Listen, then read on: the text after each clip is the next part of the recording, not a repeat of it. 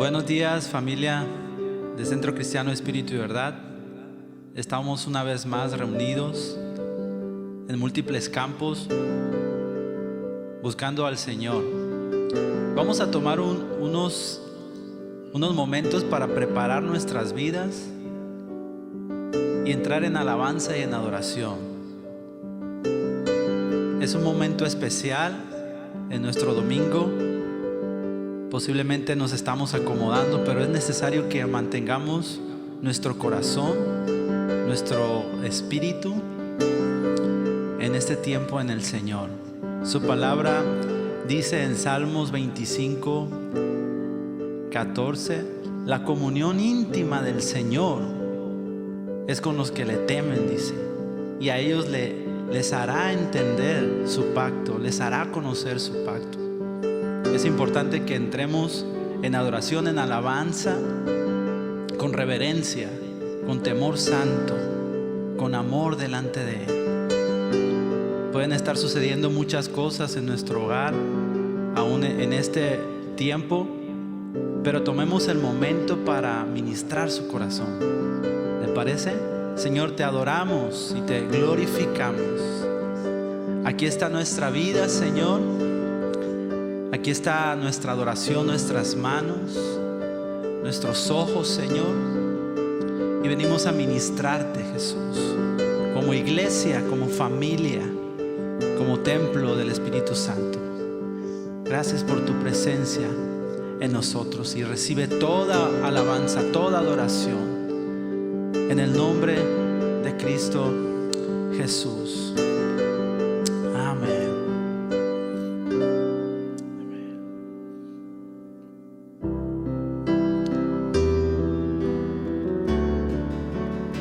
Te adoramos, Señor.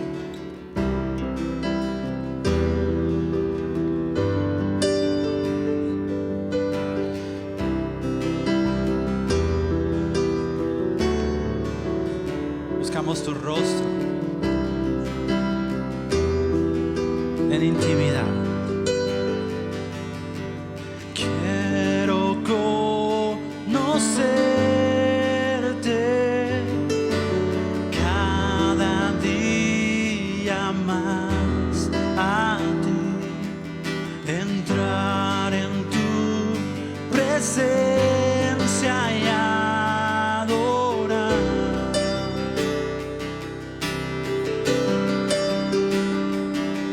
y revélanos tu gloria.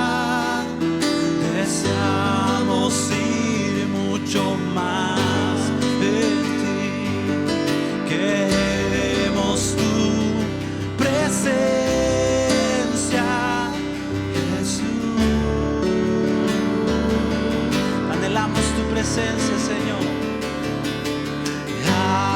Al que está sentado en el trono, al que vive para siempre y siempre, sea la gloria, sea la honra y el poder, sea la gloria, sea la honra y el poder. A ti sea toda la gloria, Jesús.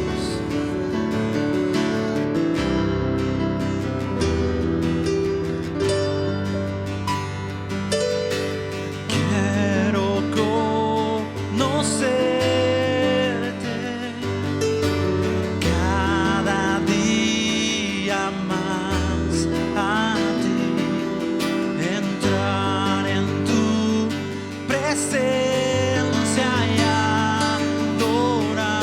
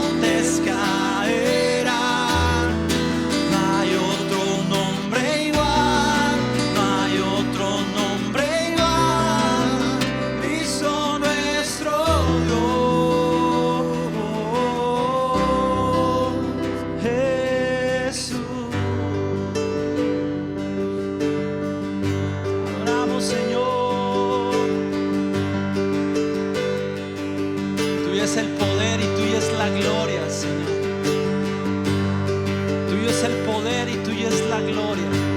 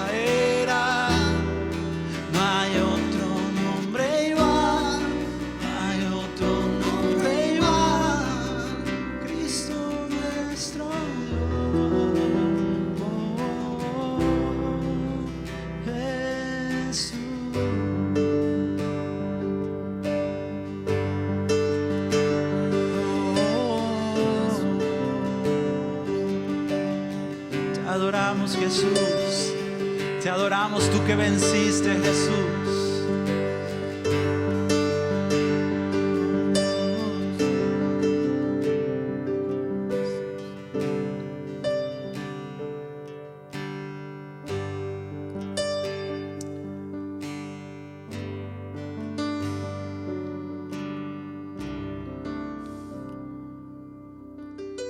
Dios, en esta hora te damos muchas gracias, porque tenemos, Señor, 1000 razones, 10,000 razones para adorarte, para bendecir tu nombre. Ese nombre sobre todo nombre, el vencedor. Y mi Dios, queremos ofrecerte a ti, Señor, nuestras vidas, nuestra adoración, pero también nuestra confianza al darte a ti lo que te pertenece, nuestros diezmos, nuestras ofrendas. No porque tú tengas necesidad de nada, sino porque nosotros necesitamos demostrar en nuestro corazón que confiamos en ti, Señor. Y en fe, Señor, así como aquella viuda, Señor, que dejó todo su sustento delante de tu altar y que llamó tu atención ver su fe y su corazón y su devoción a ti.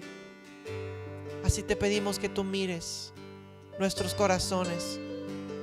Y si tú pudiste ver también, Señor, el corazón de un gentil como Cornelio, para ser recordadas sus ofrendas delante de ti, así, Señor, suban como un incienso grato delante de ti esto que disponemos en nuestro corazón para darte, Señor, en el nombre de Jesús, Dios. Amén. Hermanos, es una bendición poder adorar al Señor juntos. Y ahí tú vas a ver en pantalla donde tú puedes hacer tu depósito de tus diezmos, de tus ofrendas. Pero también, si tú quieres destinar una ofrenda para nuestros pastores Pacheco, solamente lo que tienes que hacer es especificar qué cantidad está destinada para ellos. Y pues de antemano, muchísimas gracias por su fidelidad al Señor y a su pueblo. Señor les bendiga. Vamos a hacer este acto con alabanza, con adoración. Amén. Dios les bendiga.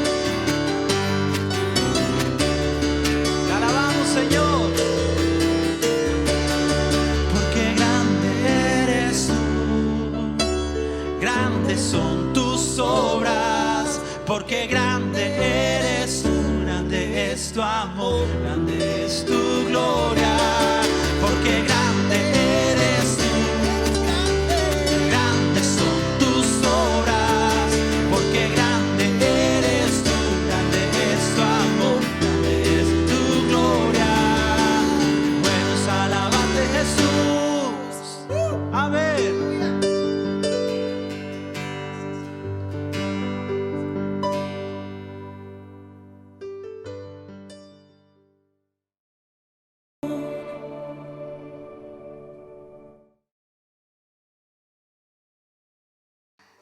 Pues aquí estamos en medio de una cuarentena del coronavirus y nos dice que debemos leer.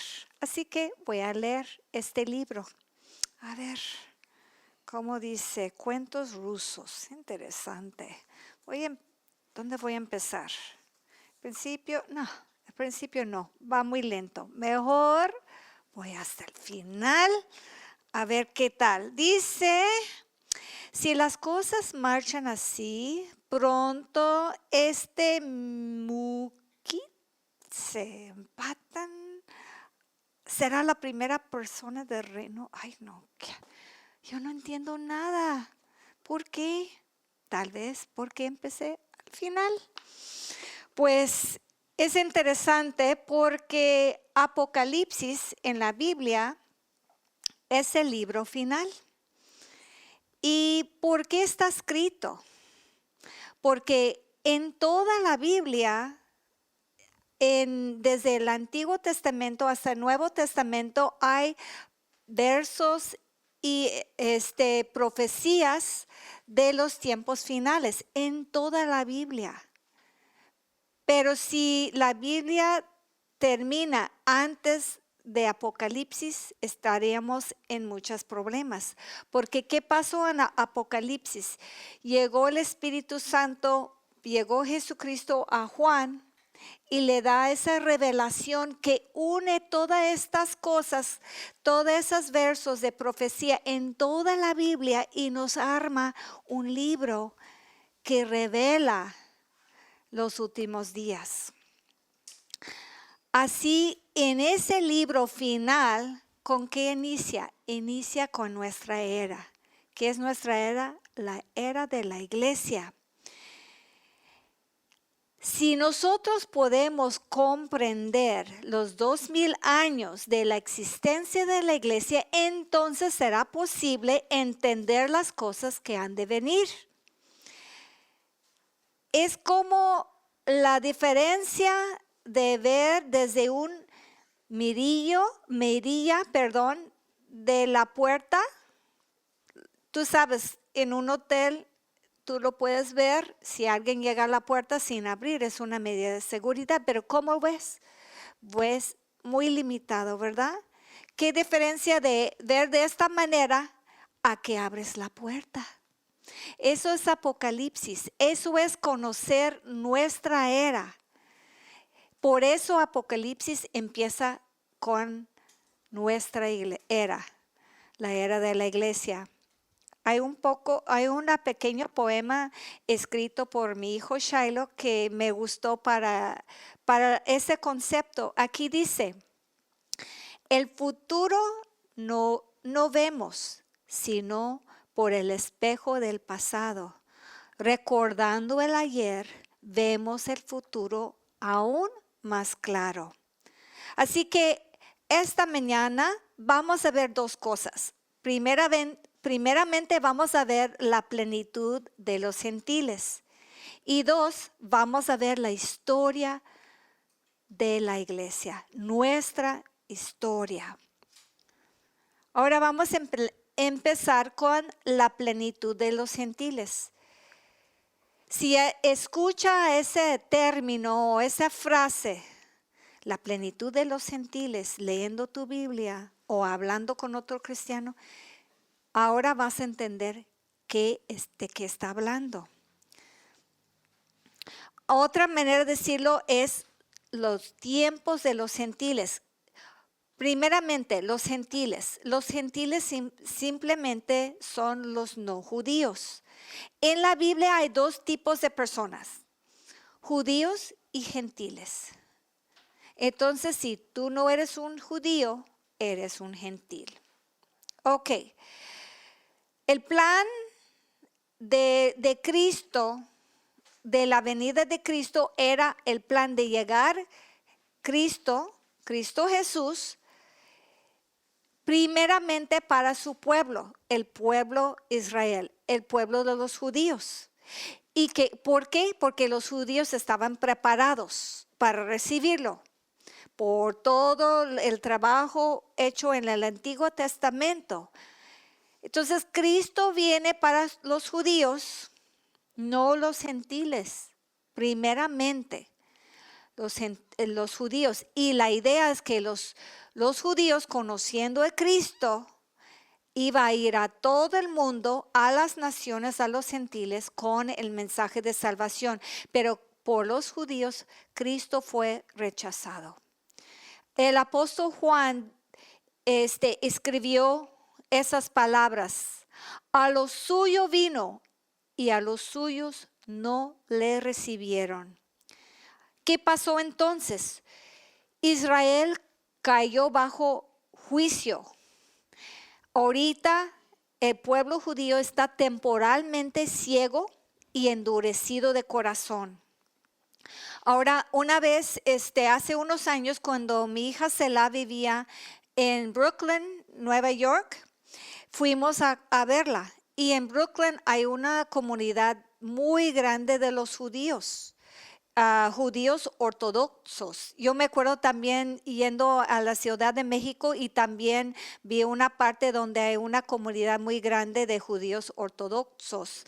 Y ahí en Brooklyn, estaba cerca donde ella vivía, entonces fuimos a un mercado a comprar cosas y había muchos de esos judíos ahí y era muy interesante porque yo crecí en la iglesia con la idea de la importancia del pueblo de Dios, que honrar y bendecirlos porque son bendecidos por Dios. Entonces traté de sonreír con ellos y no me querían ver.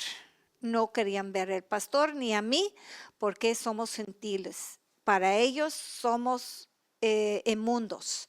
Entonces es triste, pero es la condición. Claro, hay judíos en nuestra era que están recibiendo a Cristo, pero si lo ves general, están bajo una ceguera, espiritual. Entonces, ¿qué sucede? No reciben a Cristo, caen en ceguera espiritual, entonces el evangelio va a los gentiles. Va ese mensaje a aquellos que no estaban preparados.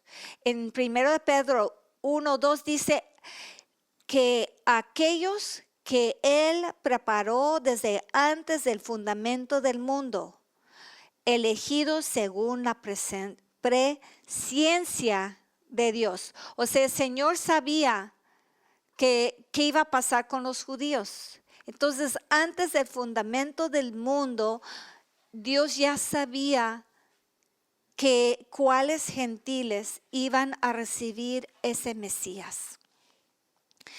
Y eso es el misterio, la iglesia. En todo el Antiguo Testamento la gente no sabía nada de que venía una iglesia.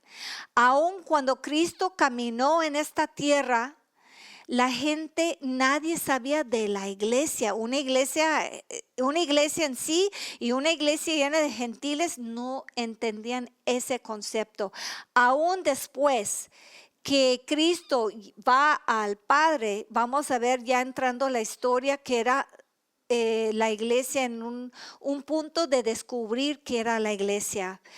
Pero vamos a regresar a la plenitud de los gentiles. ¿Qué quiere decir eso?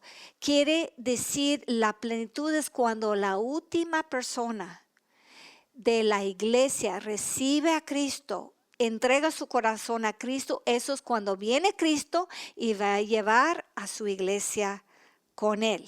De ahí termina la era de la iglesia y el Señor pone sus ojos otra vez sobre judío, pero en la tribulación, para traerles en arrepentimiento.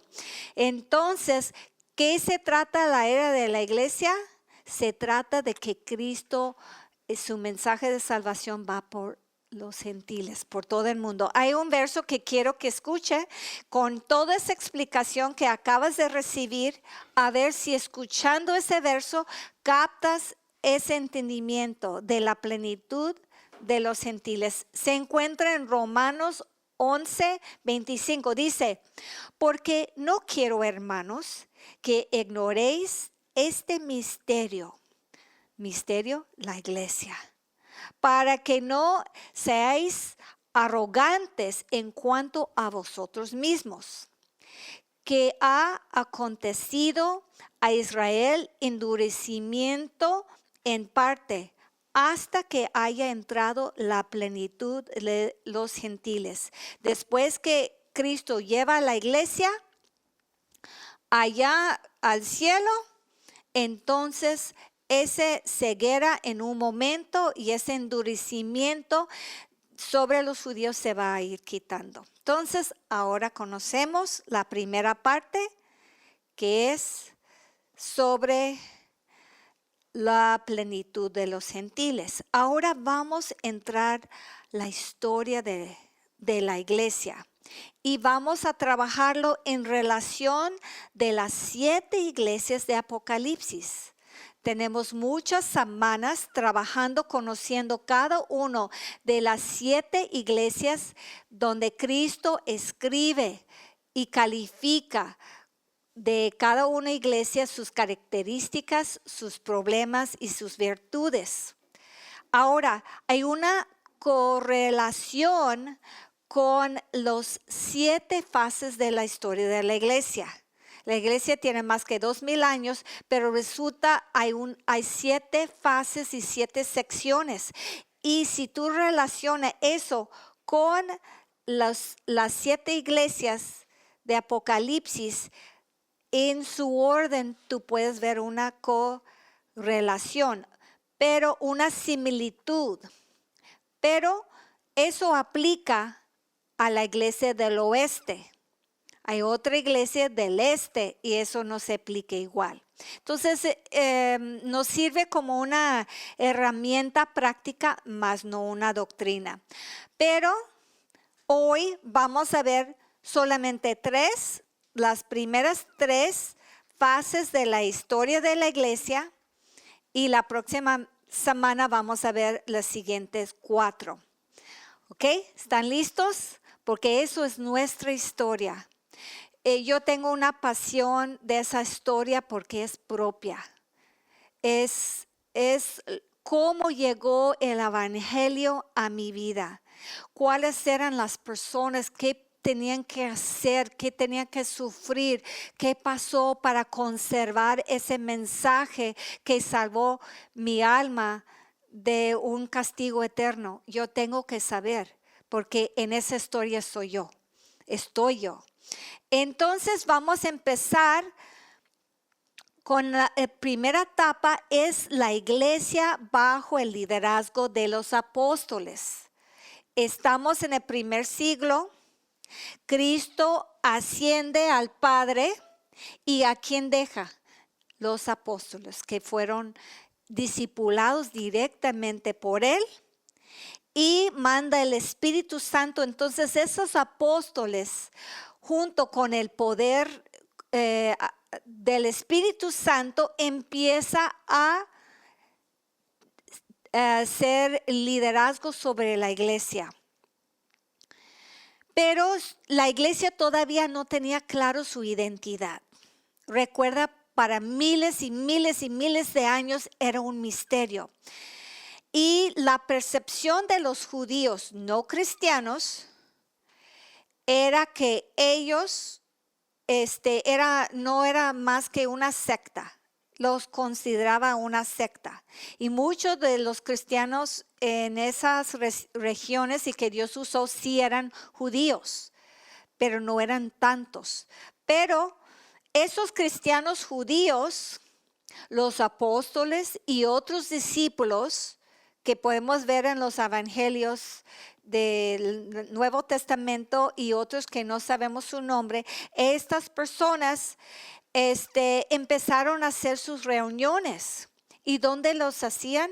En las sinagogas, porque estaban acostumbrados de reunir en las sinagogas. No había iglesias como templos, eran sinagogas.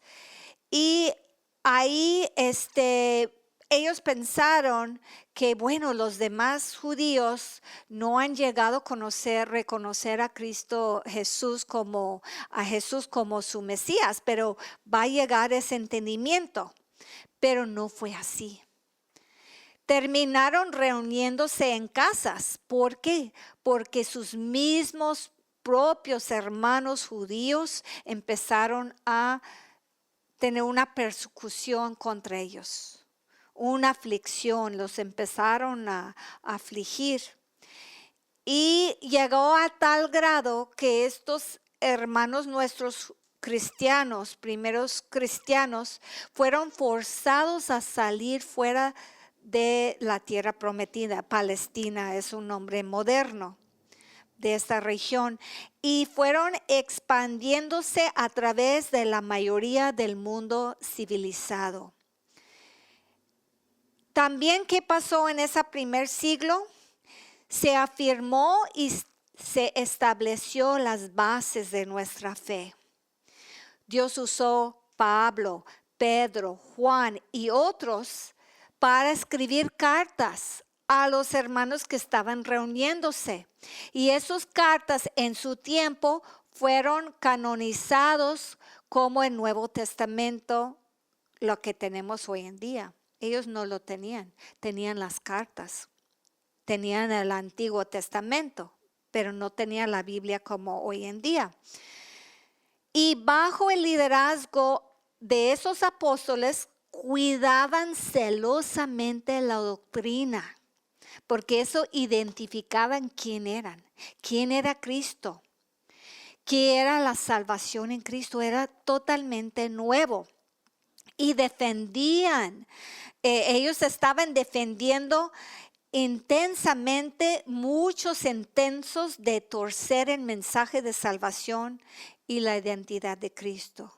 Porque pues es el plan del enemigo, no le gustó lo que estaba levantando, confundía la mente de los inconversos y metían gente con doctrinas, ideas falsas. De hecho, si estudias la historia, todas las doctrinas falsas que sigue apareciendo y sigue apareciendo hasta el día de hoy, se encuentran las raíces ahí en ese tiempo. Entonces esos hermanos estaban celosos para una doctrina pura, sana, porque era quién era Cristo, qué es la salvación. Ese celo era maravilloso para la iglesia, porque gracias a esos apóstoles que escribieron esas cartas y todos los problemas que ellos sufrieron, tenemos la Biblia, tenemos esas cartas que están llenas de doctrina y no tenemos que desviarnos hasta hoy en día.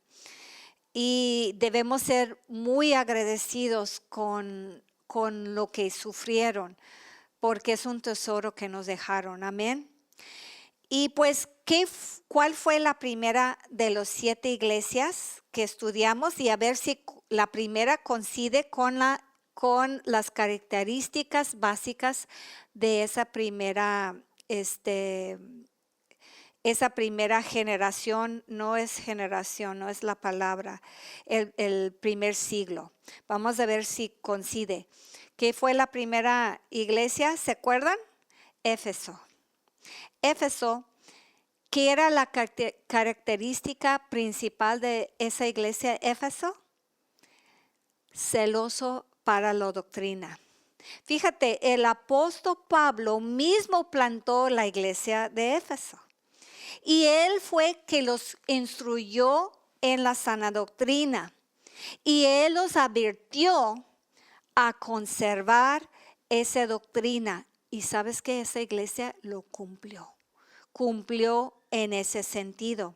Vamos a ver un verso de Jesús hablando con esa iglesia de Éfeso. En Apocalipsis 2:2 dice: yo conozco tus obras y tu arduo trabajo y paciencia, y que no puedes soportar a los malos, y has probado a los que se dicen ser apóstoles y no lo son, y los has hallado mentirosos.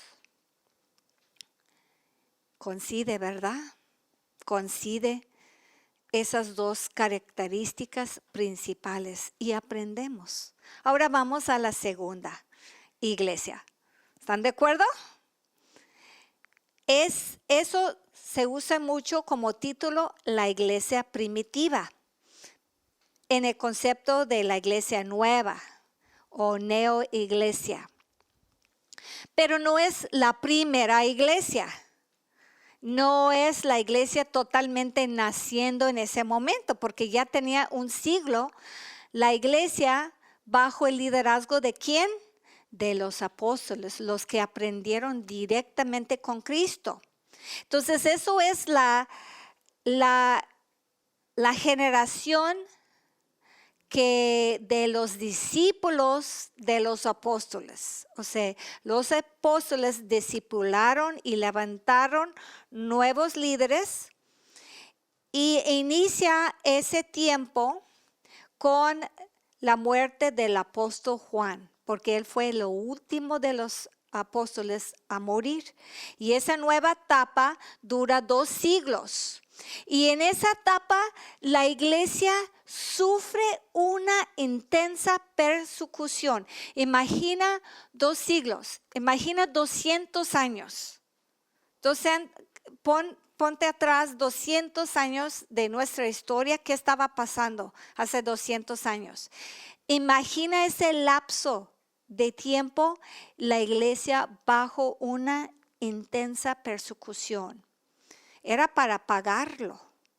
Pero no, esa persecución no fue tanto por los judíos, sino ahora por los romanos. Y estos resultaron ser peores, llegando a extremos brutales con un fin de terminar con la iglesia. Ellos estaban inventando todo tipo de torturas y ejecuciones. ¡Qué terrible!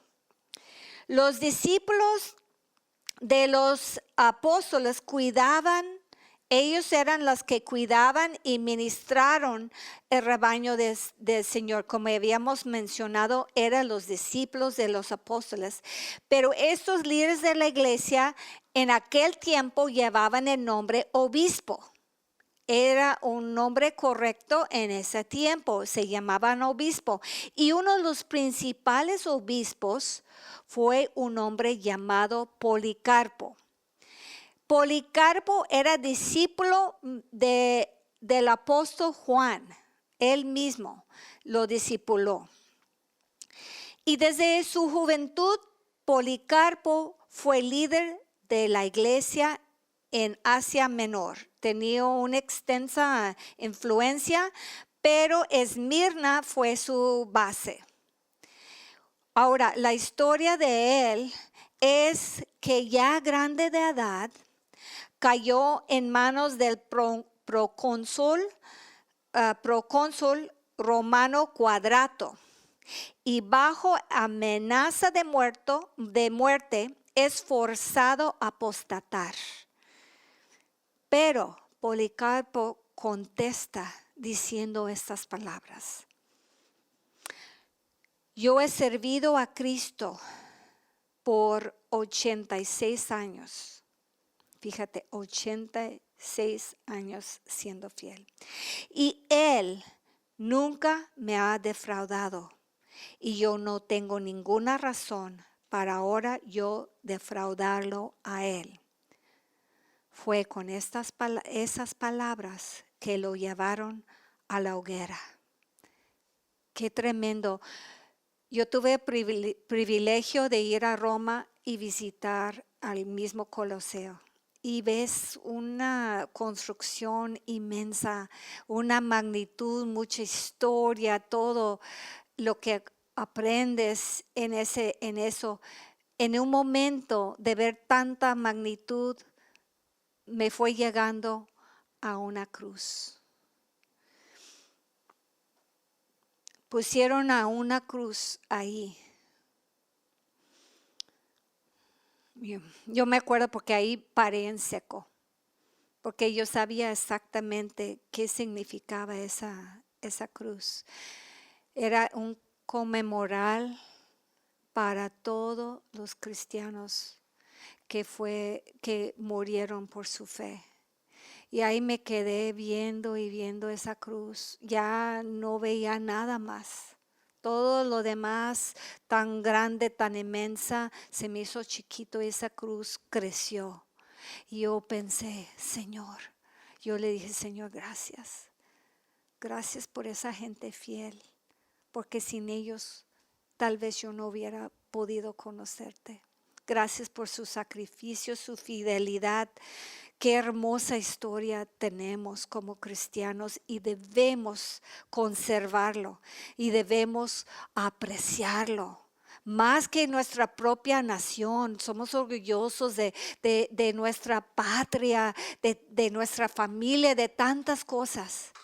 Pero debemos ser orgullosas de nuestra historia cristiana. Entonces vamos a ver la segunda iglesia y ver las similitudes que tenga con esa etapa de la iglesia. ¿Cuál es la segunda iglesia? ¿Se acuerdan? Es Esmirna. Esmirna es la misma iglesia que Policarpo fuera obispo. Él era líder de esa iglesia. Y Esmirna, si se acuerda, era la iglesia sufriendo bajo una terrible persecución. Y esa persecución para muchos les llevó a la pobreza. no porque el lugar donde vivían eran pobres, no porque tenían que ser pobres, sino la misma persecución los llevó a sufrir viviendo en pobreza. Todo por la causa de Cristo. Vamos a ver las palabras que Cristo mismo tiene para esa iglesia. Dice, yo conozco tus obras y tu tribulación. Ay, qué hermoso Jesús, conoce su tribulación y tu pobreza. Pero dice, Señor, pero tú eres rico. Y si Cristo dice que eres rico, eres rico. Ay, perdón, pero esta parte de la historia, la verdad, mueve el corazón. Y si no mueve el corazón es porque no tiene corazón, porque es tremendo. Y más cuando lees los libros y las historias de tantas personas, millones de personas que padecieron y entregaron su vida a causa de Cristo. Y nosotros vivimos con tanta bendición gracias a ellos. Ahora, la iglesia imperial es la tercera etapa de la historia de la iglesia. Vamos a conocer qué pasa en esa etapa. Pues esa etapa inicia con el cuarto siglo, cuando el emperador Constantino legaliza el cristianismo. Porque antes pues los romanos contra los cristianos, más no, vamos a exterminar, vamos a eliminarlos. ¿Y qué pasaba? La iglesia crecía y crecía y crecía. Cada vez que venían los azotes, como que crecía más. Y ese emperador, unos dicen que realmente convirtió en Cristo, pero hay más evidencias que no. Pero era muy listo, dice, contra ellos crecen. Entonces vamos a unir con ellos, vamos a abrazarlos, vamos a unir y hacer mejoras de la comunidad, y la verdad eso pasó. Entonces, primeramente, por primera vez, la iglesia públicamente podía reunirse. Sí reunían antes, pero escondidas.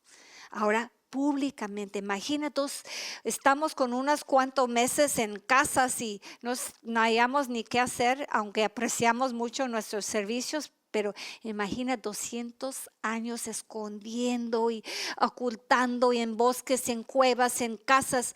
No podía ni siquiera cantar alabanzas porque la gente afuera iba a escuchar, tenía que nada más leer salmos. Querían cantar, pero no podían. Y 200 años y ya pueden cantar alabanzas, pueden entrar en la iglesia. Tal vez nosotros despreciamos eso, ahora no, ¿verdad? Que no la tenemos, pero era un gozo tremendo. También en el Nuevo Testamento por fin podía ser compilado, canonizado, todo en forma, porque no podían antes, porque andaban escondiéndose. También algo muy importante, los credos más claros y bíblicos formados jamás se formaron en este tiempo. ¿Y qué es un credo? Simplemente es una declaración de fe. Hay credos malos, hay credos buenos. En aquel tiempo formaron credos buenos porque querían conservar la verdad. La estructura de la iglesia tal como la conocemos y experimentamos hoy se formó.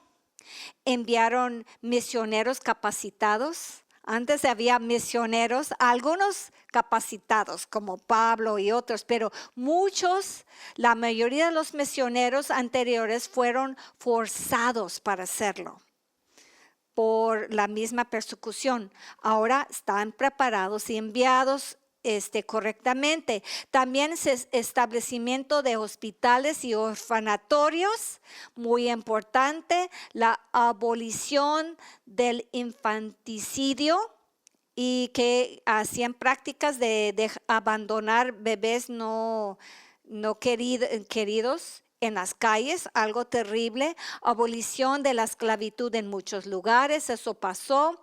La cierre de Coliseo, gracias a Dios, fue en este tiempo. También abandonan muchas prácticas de sacrificios paganos.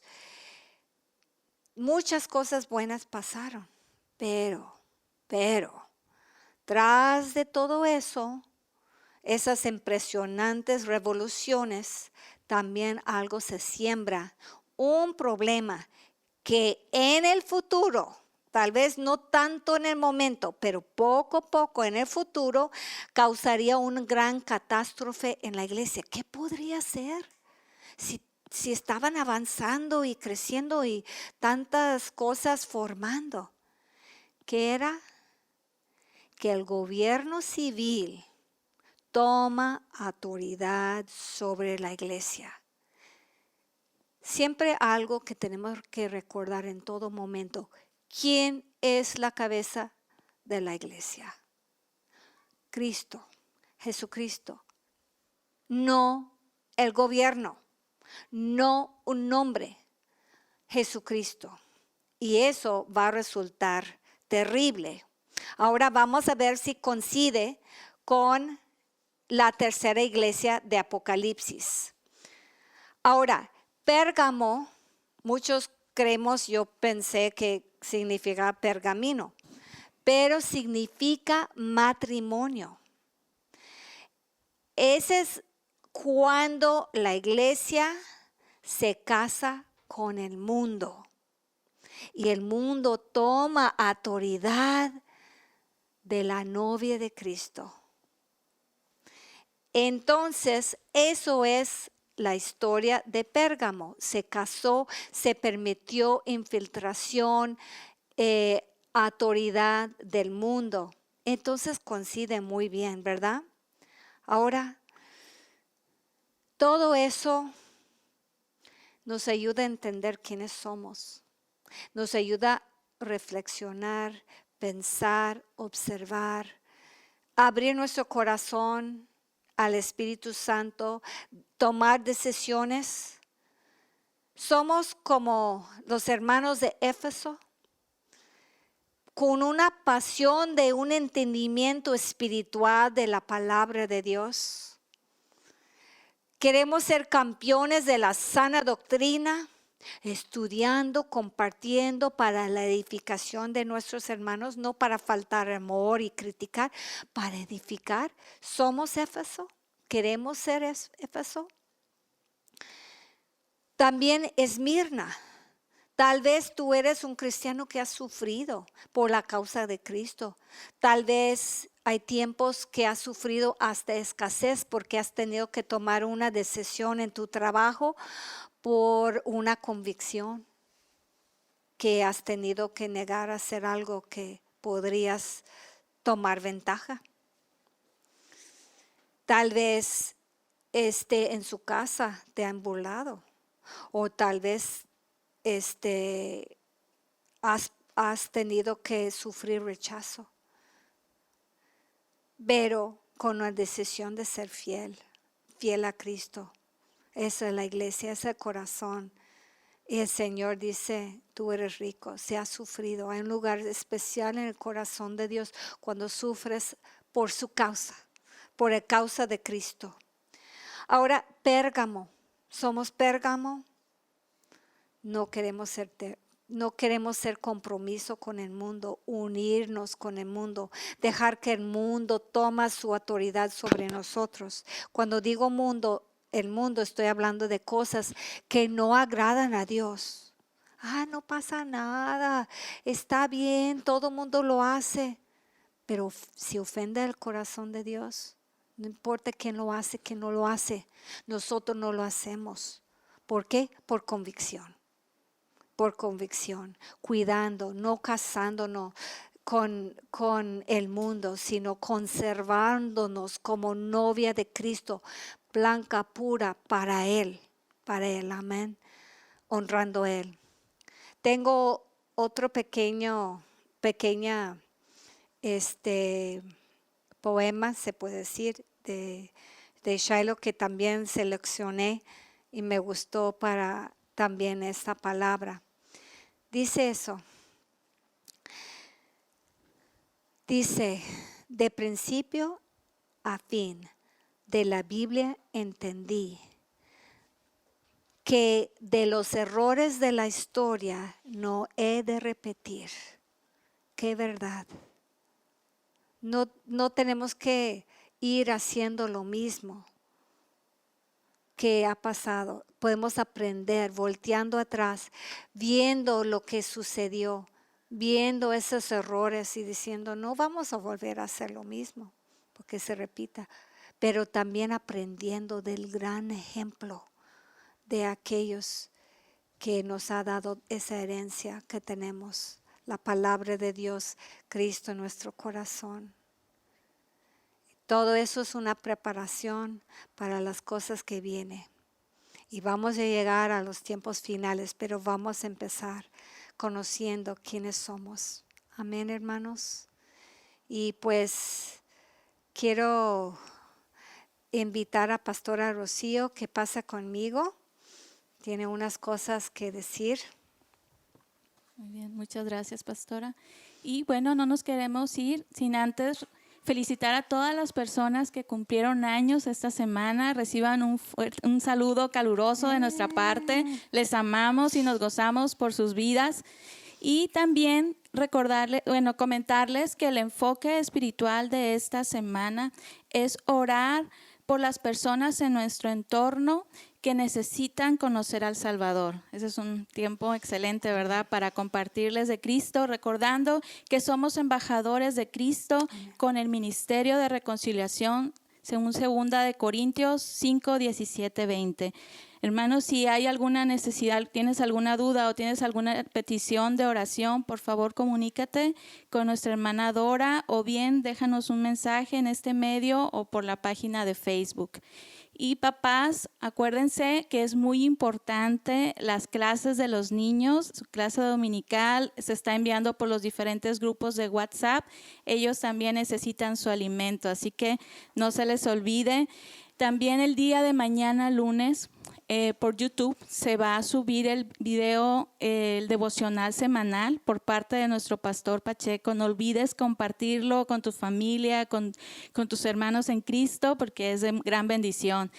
El día miércoles, asimismo, se va a subir por la página de Facebook el video guía para que puedan realizar sus células familiares en casa. Es muy importante y es muy especial lo que Dios está haciendo a través de estas reuniones como familia. Se les va a hacer llegar por medio de Facebook o por los diferentes grupos de WhatsApp. Y así también los jóvenes, el día sábado, Jovenation hace su transmisión en vivo a las 6 de la tarde por en la página oficial en Facebook solamente, y entre semana están las reuniones de discipulado por vía Zoom. Nos puedes contactar en caso de que aún no te hayas integrado a uno de estos grupos de generaciones, y ahí ya sea por Instagram o Facebook nos puedes dejar tu mensaje para agregarte a un grupo de WhatsApp, pasarte la ID de la reunión y puedas tener estos tiempos y gozarte también con lo que Dios está haciendo con los jóvenes. Así que no se lo pierdan. Y pues hermanos, le esperamos el próximo domingo en nuestro servicio estreno a las 11. No se olvida entrar un poquito antes para poder entrar y estar preparados. Vamos a continuar con esas enseñanzas en Apocalipsis, revelancia actual. Y la verdad así es. Y es un gozo poder compartir la palabra de Dios. Vívelo esta semana. Que Dios te bendiga.